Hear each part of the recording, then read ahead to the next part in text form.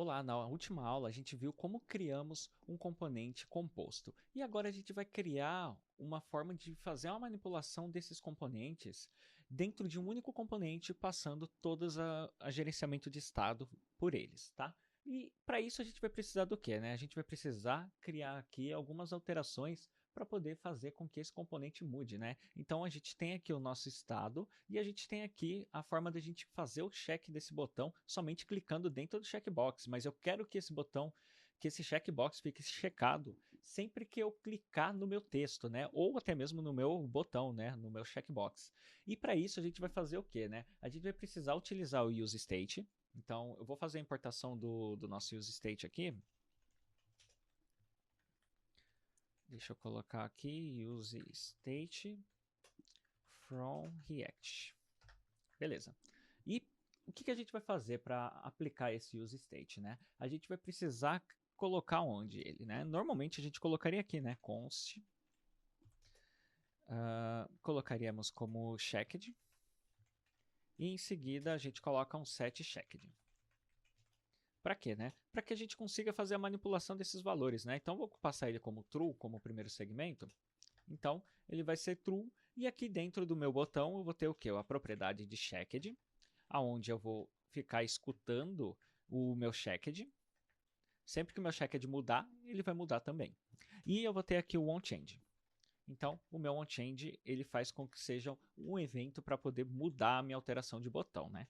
Então, eu vou passar aqui o meu onChange, ele vai trazer o meu setChecked e vai pegar o meu estado do checked anterior e vai fazer a alteração dele, né? Então, se ele tiver positivo, ele fica negativo. Se ele tiver negativo, ele fica positivo. Beleza? Então, aqui ele já ficou checado, né? Então ele já está marcado aqui e eu posso marcar e desmarcar ele, mas sempre que eu atualizar a página, ele vai vir por default como marcado por causa daqui. Então se eu mudar aqui para false, ele vai fazer a mesma coisa, tá? Então vou deixar ele como true. Feito. Beleza. Eu tenho ele aqui marcado e agora eu preciso do que, né? Eu preciso passar esse valor aqui para dentro, né? Então, se eu clicar aqui, eu tenho que fazer com que aqui seja executado. Então, como que eu faço isso, né? Então, tem uma pequena sacada dentro do React, que é basicamente a gente utilizar algumas outras funções que normalmente a gente não utiliza no nosso dia a dia, né? E uma delas é o Children Map. Então, dentro do React, a gente tem ali a possibilidade de utilizar o Children Map, né? Então, temos aqui o Children. Deixa eu colocar aqui Children. E aqui temos somente Children, né? Na verdade, aqui é uma classe, né? Então, eu tenho aqui possibilidade de usar ela. Então, eu vou dar um return e vou passar para ele children.map. E dentro dele eu tenho o quê? Eu tenho o que é o children, né? Então, eu vou passar aqui dentro todo o elemento filho. Então, tudo que está sendo renderizado, o checkbox e o meu texto vai ser renderizado aqui. E junto dele eu vou passar o quê? Um callback, né? E esse callback eu posso passar qualquer nome, mas eu vou passar aqui como shield, né? Que ele vai ser o nosso filho. Então, dentro desse meu callback, eu posso ter algumas informações, né? Vamos ver o que ele traz aqui para mim, né? Então, opa, o meu shield e eu vou dar um return aqui do shield. Beleza.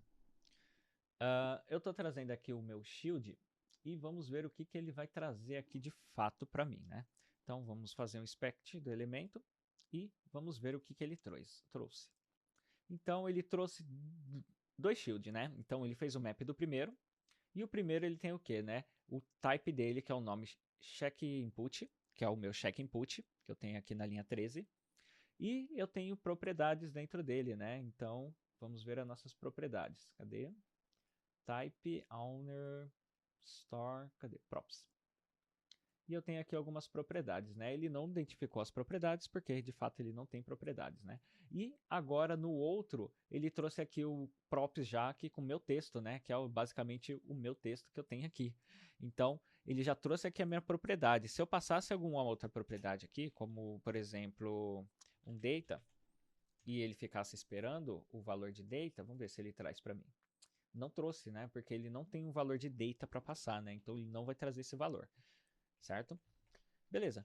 Aí, qual que é o nosso próximo passo aqui na nossa aplicação, né? É fazer eles se comunicarem, né? E basicamente a gente poderia passar outras informações dentro dele, mas isso não seria tão fácil como se a gente colocasse aqui um shield.props e falasse que eu quero colocar aqui um myText igual a unicórnios.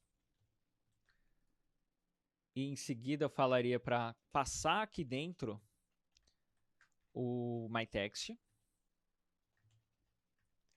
porque aí eu teria que passar ele como filho aqui, porque ele vai propagar os filhos, né? Então fica mais fácil da gente conseguir fazer essa propagação de elementos, né? Vamos voltar aqui onde a gente estava. Cadê?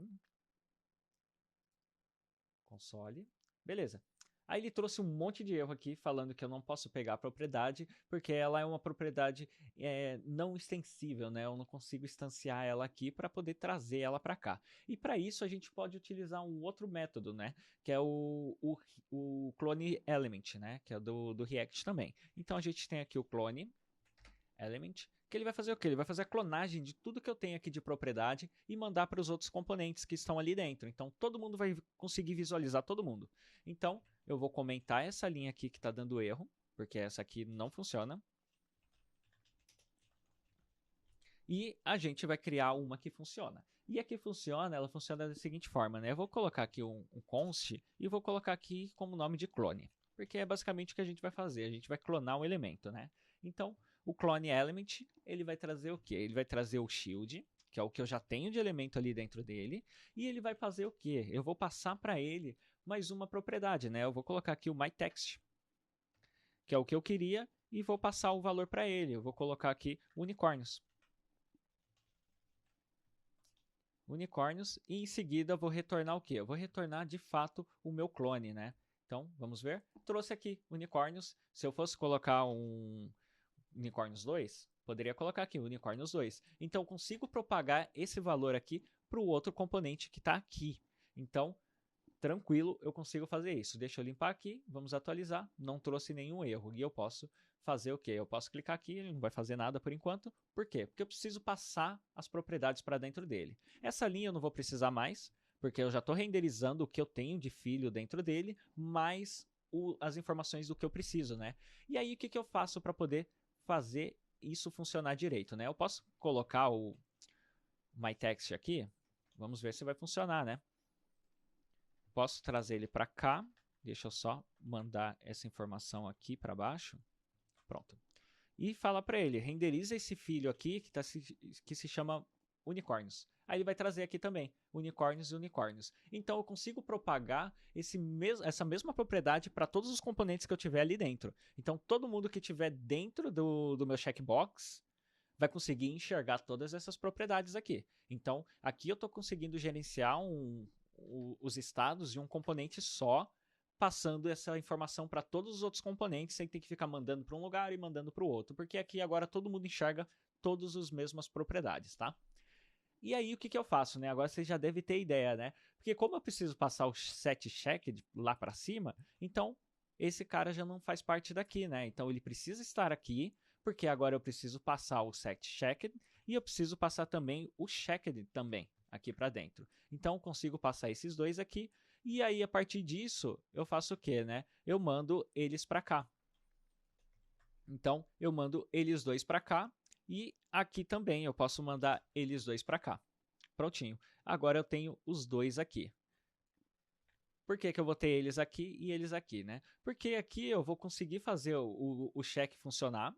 De fato, ele já funciona por default. Mas, basicamente, eu vou ter que pegar o estado anterior. Lembra que a gente falou ali na aula de use state que se a gente passasse assim o prev state e em seguida a gente passasse o prev state de novo e falasse para ele, no caso aqui eu estou falando que eu estou negando ele, né? Porque aí eu estou transformando de true para falso e falso para true.